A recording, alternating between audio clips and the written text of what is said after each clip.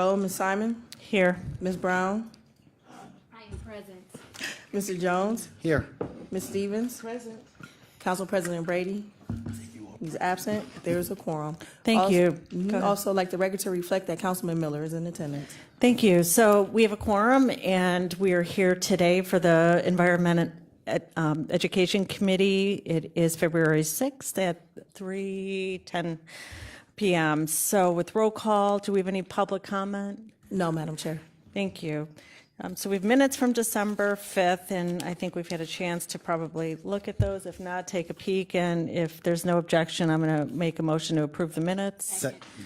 All in favor? Aye. The first matter referred to committee is 2019-0023. Can that be read into the record? Resolution number 2019-0023, adopting the 2019 through 2033 Solid Waste Management Plan Update. Thank you. We're going to have Diane Bickett come up to talk about the resolution and why it's before County Council.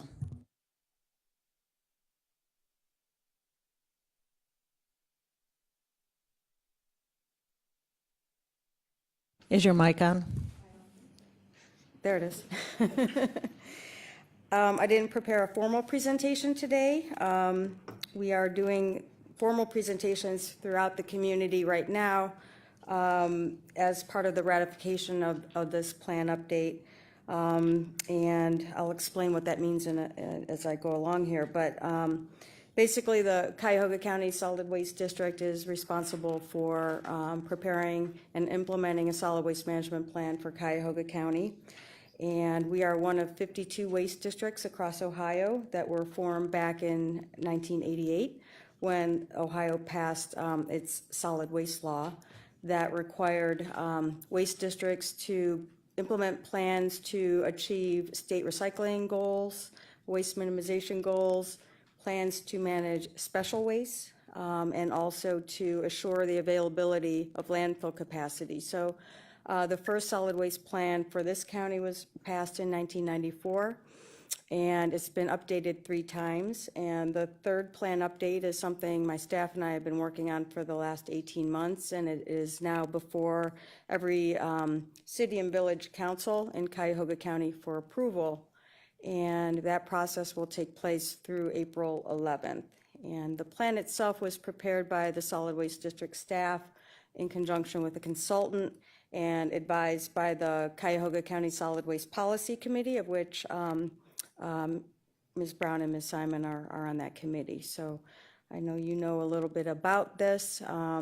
The plan describes the programs and services that the Solid Waste District will use to implement the plan over the next plan period, which on paper goes to 2033, but we have to update it every 5 years. So it's really a roadmap for the programs and services we offer. It also contains a funding mechanism that is used to implement the plan. The district is a self-funded entity, and we use what's called a generation fee to implement the plan, and that is a tax on trash, essentially. So for every ton of waste that's generated in Cuyahoga County, we get $1.50 to implement our programs, and that amounts to about $1.9 million per year. So included in those would be programs to manage household hazardous waste, electronics, programs for outreach and education, funding for solid waste code enforcement, which is goes to the health departments to inspect landfills and transfer stations, funding for our environmental crimes task force that is focused on illegal dumping, prosecution, and various other services. And we're based in Garfield Heights on East 131st Street. And I'm not sure what more information you would want me to present, but I'm here to answer any questions you may have. The plan itself is about a 630-page document, or is it 300? It's way too many. Anyway, we have a plan summary, which is only 60 pages. This was includes the executive summary, which are the plan chapters. The plan itself is prepared according to an Ohio EPA format, so there's 6 chapters and 21 appendices, and That plan is available for viewing on our website, in our office, and we also provided a copy to each council in Cuyahoga County, including county council, so that is available on a flash drive. We are doing 3 regional meetings to present the plan to the city councils that must vote on it. So the first one is tonight at 4:30 at Parma Heights. Next week will be in Mayfield Heights, and the final presentation will be at the Rocky River Library for the West Shore communities. So the 90-day ratification period started on January 11th and runs through April 11th, at which point the plan needs to be voted upon by each of the political subdivisions, and it is ratified once cities representing 60% of the county's population, including the largest city, Cleveland, vote to approve the plan. We also need the county council to pass a resolution to vote on approve the plan, as well as the board of directors of the district. Thank you. So for now, does anybody have any questions, preliminary questions? Councilman Miller? Madam Chair, is one of the goals to reduce the amount of solid waste that's generated in the county, and if so, how much of a reduction are you hoping to achieve, and how do you hope to achieve it? Okay.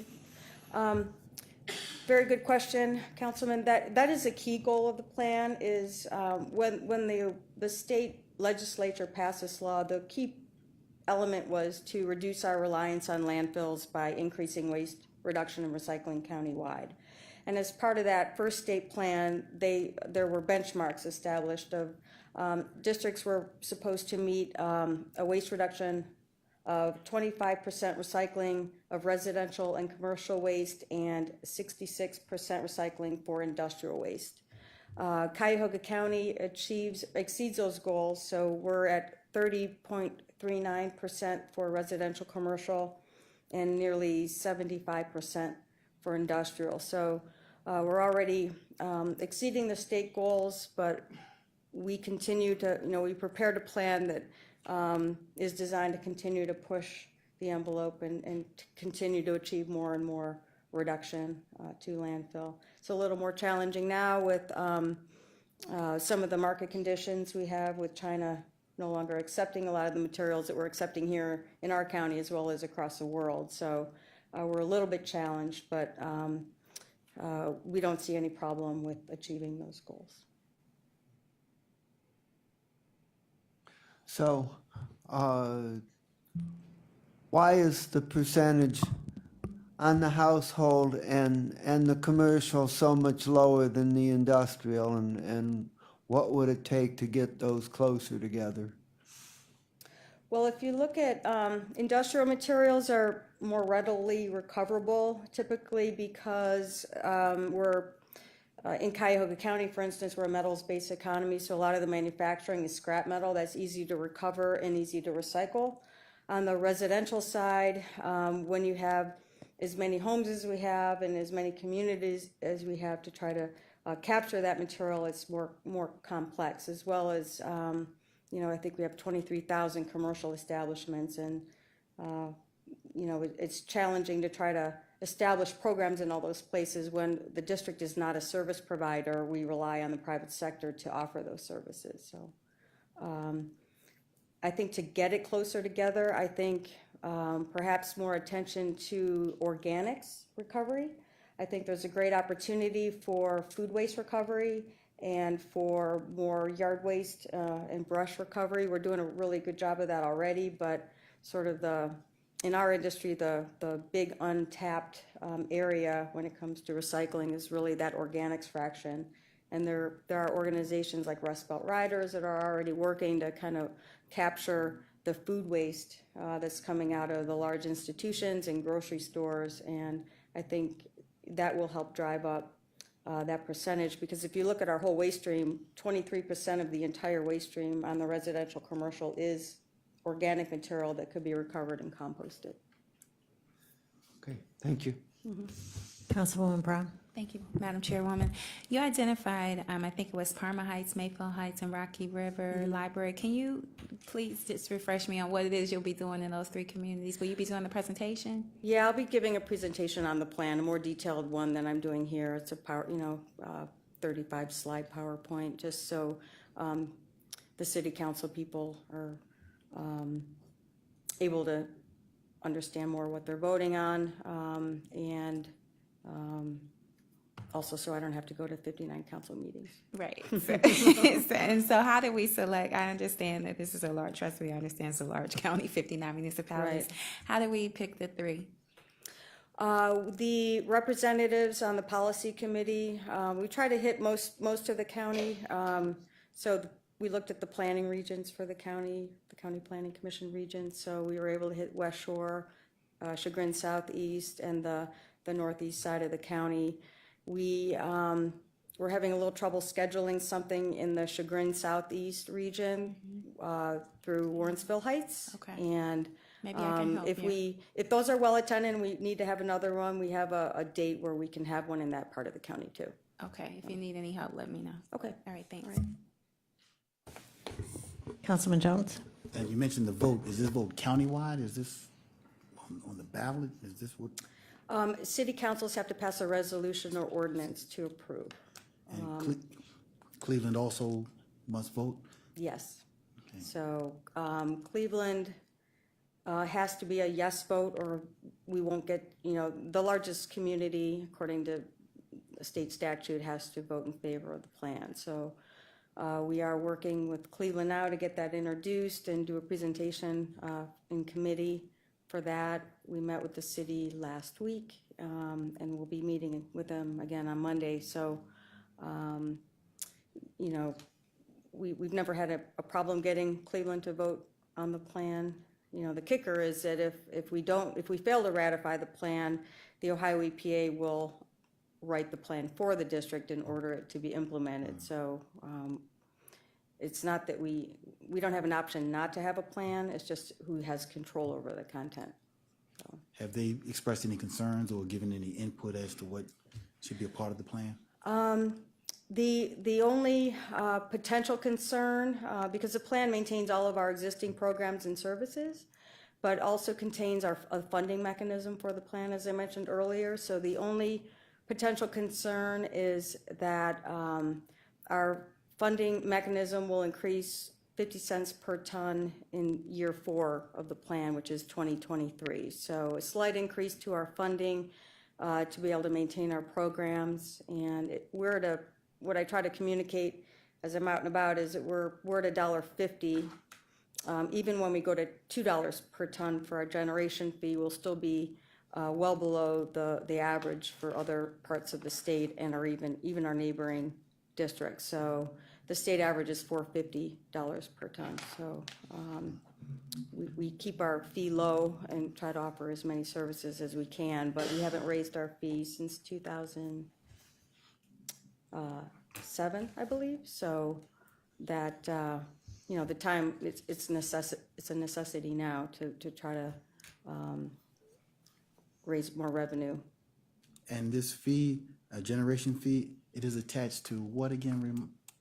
It's collected really at by the waste haulers and remitted to the district. So the waste hauler, if your waste goes to a transfer station or a landfill, the facility that first receives that adds that fee onto the trash, and it's remitted back to whatever waste generator, whether it be a community or business or whoever is paying for that service.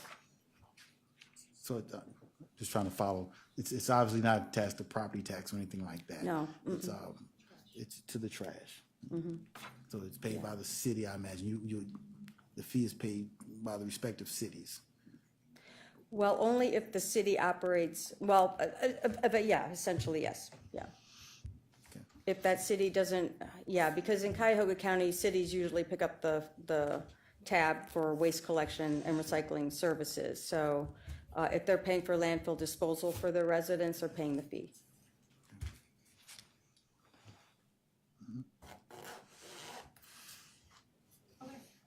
Does anybody desire at some point to have the full presentation? Let me know. And I would invite Diane back if that's of interest to the committee. Okay. So without that, it's not going to be an emergency measure, so I'm just going to refer it out of committee, but I want everybody to know if they want a full presentation, we can do that in the meantime. Okay. So I'm going to move the resolution to the second, moving into the next council meeting for second reading, second by Councilwoman Brown. All in favor? Aye. Okay, thank you. Thank you. All right, next item, 190037.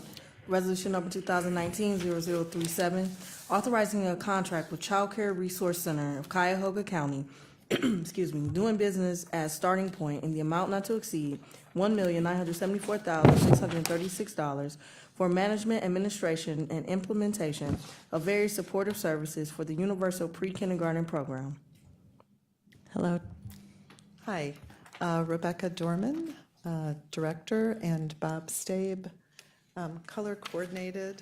We want to point out, after you work together for 10 years, you just apparently get the, and it actually matches, if we get it, how do we get our PowerPoint up? There, see, we even matched the PowerPoint, the county color. So thank you very much. It's nice to see you all, and Councilmember Stevens, I just had a chance to meet you very briefly, so nice to be up here presenting.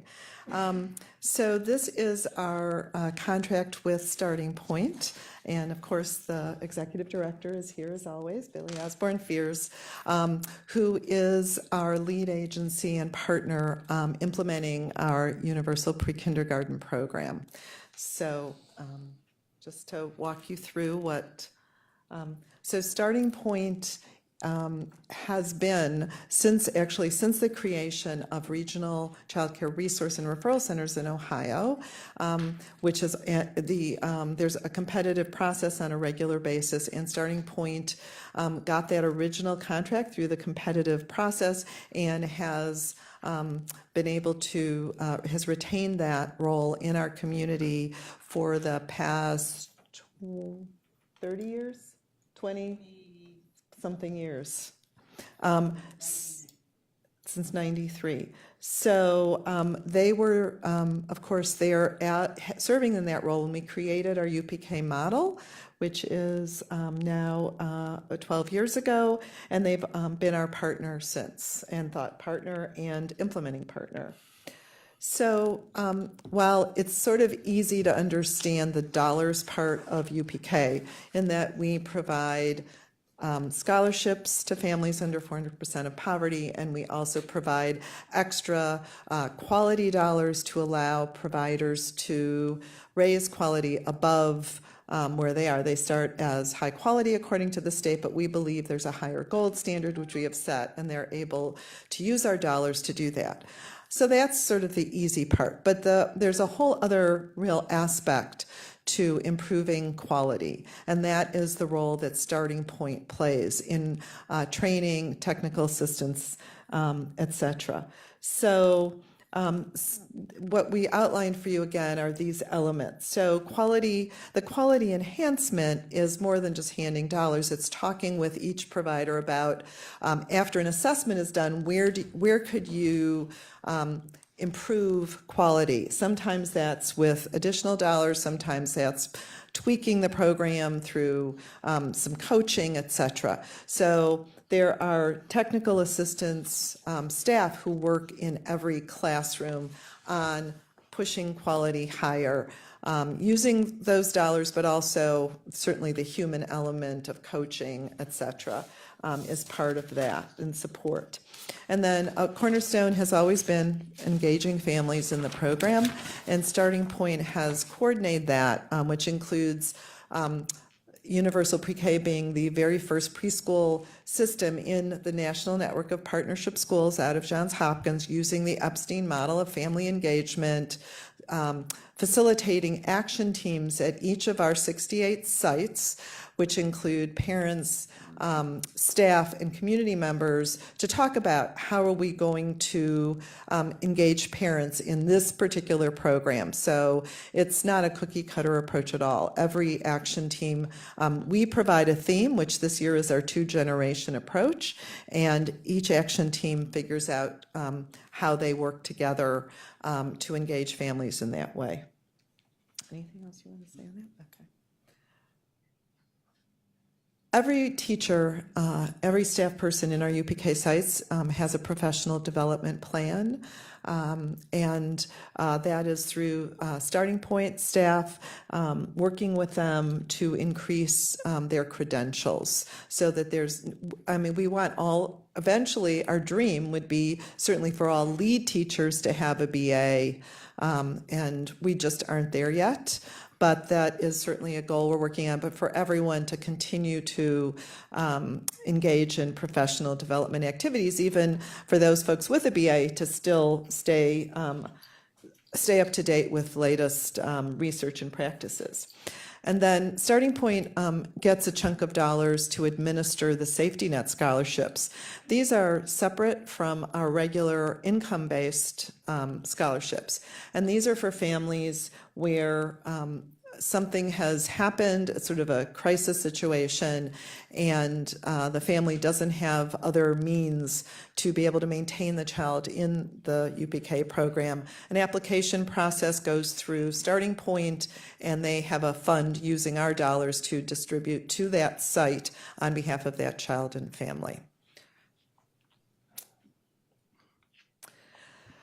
We have always believed that our UPK families, that UPK sites, providers can be sort of, can be a referral resource for families, that families may have all sorts of other needs. And so there's a specialist at Starting Point who keeps up to date with all resources, trains all the providers on what resources are there so they can make effective referrals to families.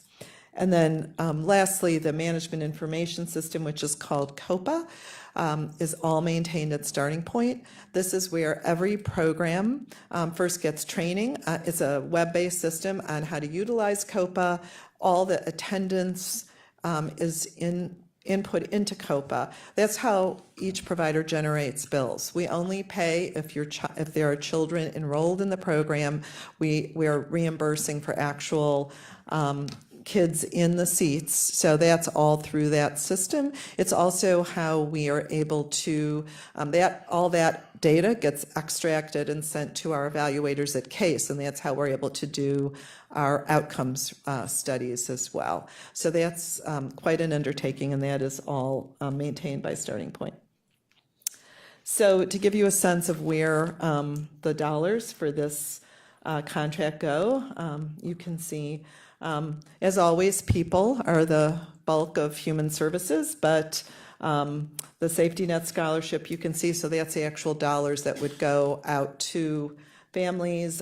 Teach scholarships, which actually helps teachers get their BA degree, and then subcontracts for these special needs, MIS training, et cetera, and then 8% is the indirect on the total contract. So one of the things that we hadn't done as part of our evaluation which we are engaged in now, is a process evaluation. So I think you're all familiar, our outcome evaluation looks at child outcomes. Are we making a difference for children who attend our UPK programs? And that's obviously top of mind for everybody. Are we having that impact? But then the question that needs to follow, if you are having an impact, which I'm pleased to say we have even more convincing data about what a big impact we are having, and we'll share that with you soon, I'm sure, when it's finalized. But you have to ask, how are you having the impact? Why are you having an impact? And it's sort of like, you've got this program in the middle that's sort of a black box if you don't look in it and say, well, what's going on inside there to really help you achieve these really exemplary outcomes. So that's the process evaluation. So we've today, and Case Western's also conducting this independently. So the Program directors have all been queried and overall have generated a lot of praise for Starting Point. Lead teachers also, 80% are rating the help from UPK as extremely or moderately useful. And we're continuing now to get feedback, and we're also doing, we're just at the point of sending out surveys to families and to parents to get their feedback. So overall, it's a good picture, but the point is also, are there ways to improve? And so, yes, we know there are ways. One of the things from the provider point of view, as you see, this is a pretty intense program. You're getting technical assistance for your classroom, you're getting resource assistance, there's the MIS system, et cetera, et cetera. It can be sometimes overwhelming for programs to get all these outsiders, even though they're offering help, coming into the classroom, and we understand that. So Starting Point worked really hard, got some feedback here, has streamlined it, creating a single point of contact. So we're trying to do, I think they're trying to do sort of a better job at coordinating it with the programs so that they aren't getting so many people all at once, or to sort of schedule it in a way that feels more comfortable. More communication, and just continue to get the feedback loop. We feel it's really important from directors and administrators. So every program that's, can improve, and we recognize that, and we're all, continuing to work on that. We're waiting for the additional feedback from parents. So just to sort of go back and remind you, so Starting Point is serving 68 different sites, and that is 234 different classrooms. That's a lot of different classrooms, in a range of different types of sites.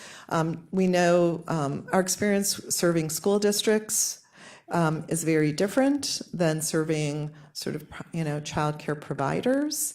And so Starting Point also, I think we've learned from the evaluation how to adjust to school districts. So I don't know if anything you want to add? So I will stop there, and anything else? Okay, I'm going to open up questions from the committee. I just want the committee to know I have to run at about 4:45, but I'm going to come back. And Councilwoman Vice Chair is going to resume, but one of the questions that I anticipate is the timing of this is from January 1st, 19 to 12/31/19. It's only a year contract. Yeah. And first of all, that you probably need this passed under suspension since the contract's effective date is since passed. Is that correct? That would be great. And secondly, just for the committee's sake, why the merging of, it's only a year contract, right. and why that is. So one thing that we decided was UPK really operates on a school year. County budget, as you all know, is a calendar year, and it has been sort of confusing, I think, for other parties, for OBM, everybody, to try to parse it out dollar-wise. So we thought maybe the simplest thing is to get the budget onto a calendar year. So that was our decision. I think the jury's out on whether that's effective or not. Brian, you want to say anything about that? Do you think that's helpful, or? Okay, for Starting Point? Or for OBM to have it on fiscal. It matches our fiscal year. It matches, Okay. So that was it. And yes, we've merged, we have one UPK program now. All the improvements, enhancements that we made under the expansion are now all across all sites. So we don't have to keep them, we keep them separate. We're all at one even higher standard now. So for the committee's recollection is we had two components to the UPK program, probably even more, but from our tenure, it was UPK 1 that we dealt with, and then we had the update of UPK 2 where there was the fundraising through the foundation, and now the goal has always been to practically merge those two into one UPK program. Yeah. And so that's Correct. why some of the coordination with the Yes. calendar contracts being a year as well. Yeah. Okay. Any questions from the committee? Councilwoman Stevens. I talked with some of our school board leadership, and we really like the UPK program in Cleveland Heights. And coincident, I saw you, so I remembered to ask them questions about it when we met last week. So one of the things is there any leftover money? Because we have kids we're not able to get into the program. By not getting in, you mean that you have seats? Yes. Well, we fill our seats, and there are people who come afterwards and say, transitions into the school system. I'm going to let So, Bob. Councilman, one of our fundamental principles of this program from the beginning has been that we don't create slots. We only apply money to existing high-quality slots to bring them up to the next level. And Cleveland Heights is not alone. We've had many providers in many districts say, hey, we've got this empty room, we want to put 20 more chairs in there. But that hasn't been the way UPK funding gets used. Okay, so give me a quick tutorial. Well, so if the district created a classroom and had the operational funds to run the classroom and said, hey, we've created a new classroom, can we now get additional funds at the same level? We could do that. Okay, so they need to plan in advance. Well, Okay. they did? So that's, Can you Kiana? repeat So- what was said from the lifeline into the microphone Kiana. or come up? So Kiana came on board as the UPK 2.0 manager, but now it's just UPK. So they did create Yes, an Oxford or Noble, I don't know for sure, but one of them, it was Noble. They just added another classroom in January. okay.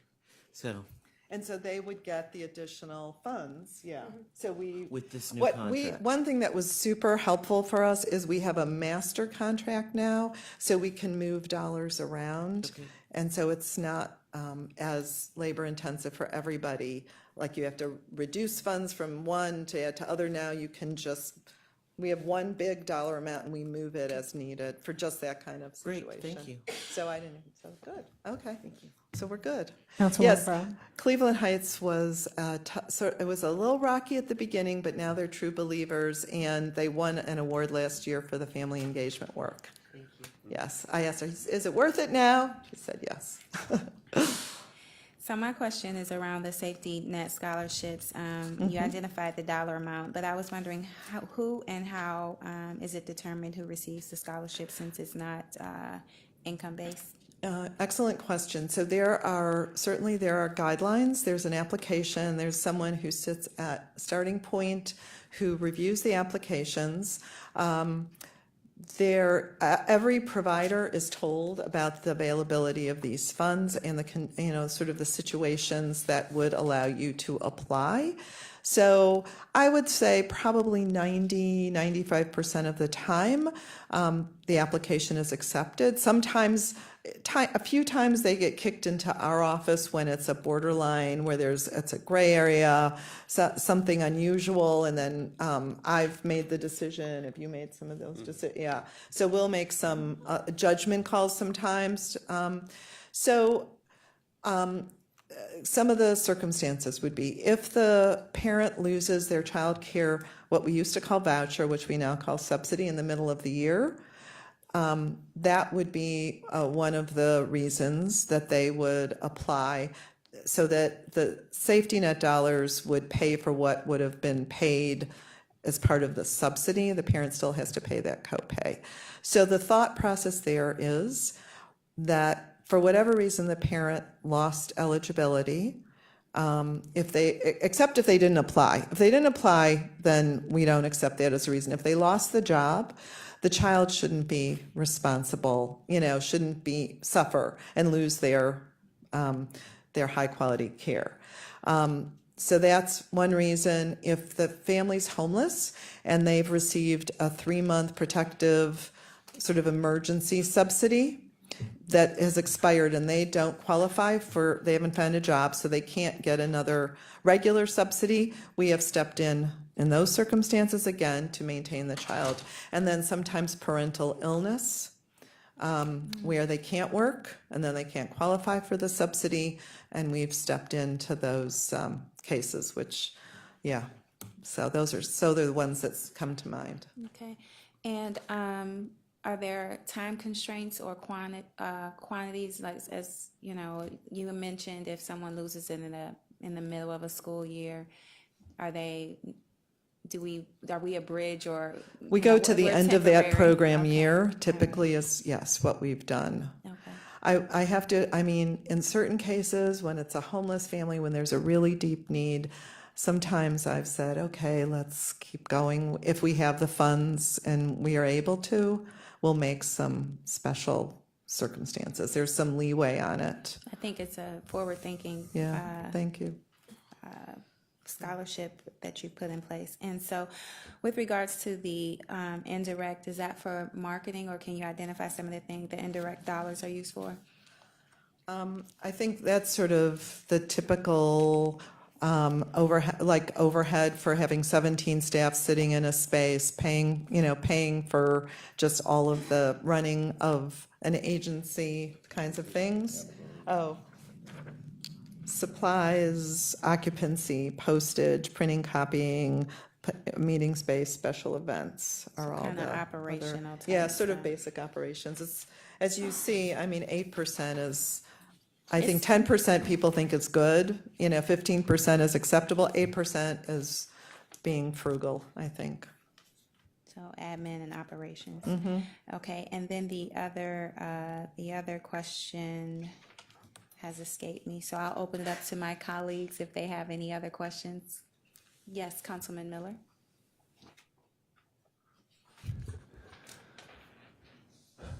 Madam Chair, Director, can you explain what COPA stands for and what kind of program that is? Yeah, that is the acronym for the Management Information System. So that's the web-based software that is used, that every child's information is put into, and then generates attendance, and then they put in attendance, and that generates their monthly bills to us. The reason we selected that software was the software that was used by the many Head Start systems, and we were trying to minimize Head Start programs, who are the only ones using that kind of system, having to do double entry. So, yeah. And the $10 million that we put into UPK a couple years ago, what's the current projection on when that money's going to run out? So we believe that we will be able, that the program, the expansion part of the program is running at approximately $5 million a year. So that should allow us to have 4 program years, which would end July 31st of 2021. We think we would still have a balance at that point of a couple $1 million. So and actually this is going to be discussed on Monday at the Partnership Council meeting that the County Executive and Paul Clark co-chair. I just sent this off to Paula today. So it's very fresh in my mind. So if we wanted to continue the expansion and do it over a 3-year new contract cycle, we would RFP in January of 2021, and we would need about another $12 or $13 million to get us through those years. So if we wanted to do this match the way we did it initially, public-private, it's about $2.5 million public a year, and it would be $2.5 million private a year to keep that going for those 3 years. Good information. Thank you. Councilman Jones. For clarity, you have the capacity to serve 4,160 children. after having served them, and I assume obviously the goal is to make sure they're prepared to enter kindergarten. Correct. Right. You mentioned Case Western Reserve did an evaluation. What were their findings about the program in terms of the 4,000 children? Did they all transition successfully into kindergarten, and what were those Good metrics? question. So this was a retrospective study, and it spanned over a number of years to get to a fairly large cohort of kids. And so different ways to slice this, but so they compared children who had participated in the UPK program for at least 18 months over the 2 years prior to kindergarten. So that's what we would consider a full dose of UPK, because the school year programs would be 9 months. And we compared them to kids who had attended the same amount of high quality preschool, but not UPK.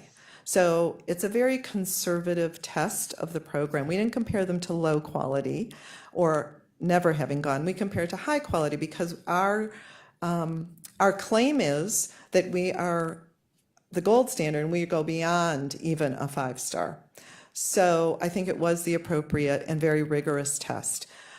So they found these two groups of children, and we made sure to statistically control for a number of demographic background variables that could account for the differences.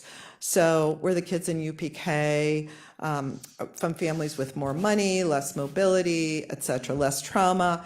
And so they were able to control all of that statistically to isolate the impact of the UPK program. So the children from UPK, and the outcome measure is the Kindergarten Readiness Assessment, which is the mandatory assessment in Ohio right now, the KRA, on track or off track. So the language and literacy subscale of the KRA is what school districts use to determine with a cutoff whether you're on track to pass third grade reading or you're off track. And if you're off track, you have to go on to a RIMP, which is a whole plan, and it costs the district money. So UPK kids were, now I'm trying to think, was it 2.5? Is that 2.7? About 2.7 times more likely to be on track than the kids who came out of just high quality. So much more likely to be on track. So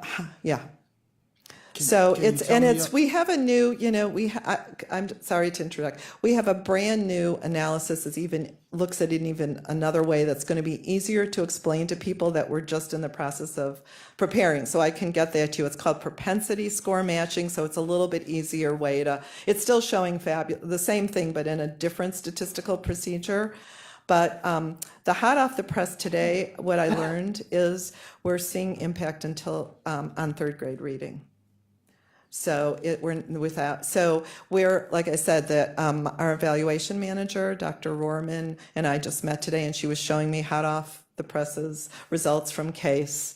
And so we can get you those. We'll have a handout for this meeting on Monday of the Partnership Council, because we're really excited about that. And we're also seeing an impact on socio-emotional development as well. So we're thrilled. Yeah. And you can get back to me if this is. Yeah. No, that's okay. I'm not sorry. a- Just Thought it was softball, but No. the 4,100 children. Yes. You mentioned the KRA assessment. Yes. It's, just an assessment that says this child is on track or if he's not. How many of those 4,100 children were actually, once we've served them and they go to kindergarten, how many were on track? So the way, use Lifeline? we were talking about this, so the way we were explaining it today is with this new analysis that approximately 40% of the kids who attended high quality were on track. If they had gone to UPK, 70-something% would have been on track. So that was the bump and the way to think about the bump. And it's across, I can get you those numbers. I can go back and get those for you, but that was another way to think about this. So again, if you just look at because some of, they're in high quality, about 40% are on track, but if all those kids had been in UPK, over 70% would have been on track. Okay, thank you. I'm getting last- closer, but not exactly what you're asking, but I can get you those Yeah, numbers. that's fine. Okay. So last, you mentioned the calendar year versus school year. I get that with been challenges with CTAG as well. You mentioned, I just didn't follow. How were you able to smooth that out, or is it still a work in progress? You want to talk about smoothing out the contract Well, thing? That's his sure, specialty. Bob Stabe, Associate Director. The first thing was to shift the time frame. In the past, when we brought this contract to you, it started on August 1st and ended on July 31st. So we've just reoriented the start date. So now it runs January through December 31st. And then Billy and her team have worked to try to do the projections for, and this is a significant challenge for them, but to try to anticipate the enrollment next fall in our existing sites, so they can know how many staff to hire and how many technical assistance visits they need to make. Okay, thank you. We were on capacity, and 4,160 children is the capacity. How many are we actually serving? We're 90% enrollment, which is excellent. We, for the first time, did a recruitment outreach campaign with a firm called Strategic Resources. Kendall, you know him, and we had multiple events. He did multiple events over the summer, and Facebook ads, etc. And then we still looked at enrollment this fall, saw the specific sites that were under enrolled, and they did door hangers in those neighborhoods. And, did you know you've got high quality UPK here with scholarships with the sites in that neighborhood? And we actually have a student from CASE in our office now, and we're compiling, making a very hard look specifically at each site to see where we had the most benefit from the campaign. But overall, being at 90% by December is the best we've ever been. Typically, we'll get there maybe in March is the high, and so we're thrilled with that. Yeah. Are there any other, Councilman Jones? So if we're at 90% of capacity, and obviously there's expressed there's greater demand. Yes. Are you aware what the universe of need is compared to your capacity? So we start with. If you wanted to serve every child in the county, so that's roughly 30,000 kids, but then we back out maybe even when you have free universal programs, not everyone wants their child in preschool, so we take it down to maybe 20,000 kids potentially. Something in that. It's not an exact science. We'd love to figure that out. But I will say doubling the size of the program, that was a big leap for us. We did it successfully, but that's a big leap, going to 68 sites. And if there was serious interest and funding for us to truly go to scale, we would really have to sit down and think about how to administer a program at scale. The way we're doing it now, probably, it would not just be adding more and more people. We'd really have to figure out what it would look like at scale. We'd love to have that as a challenge to do. So, but obviously the dollars, get significant on an annual basis to do that. We're very hopeful that the state will provide additional funding to programs. If the state ups its game with the funding to programs, we could potentially think about rejiggering our dollars in our formula and how maybe maybe we shift to more of a scholarship-focused program, keep the training, the technical assistance, but we don't need the quality dollars if the state's paying what they should be. I don't know. We're hopeful. Our new governor says children are his top priority. I'm in Columbus tomorrow. I sit on the Early Childhood Advisory Council to the governor, and Leanne Cornyn, who's his, childhood person, director, czar, will be addressing the council. So I'm really looking forward to hearing her plans. Thanks. Okay, thank you very much. If there are no further questions, comments, or concerns from the committee, I understand this needs to move to the full body of the council under second reading suspension, so I'll make the motion. Do I have a second? Second. It's been moved in second. If there are no further questions, comments, or concerns, all in favor, please say aye. Aye. This will move to the full body of the council. Thank you, Thank you so Dr. much. All right.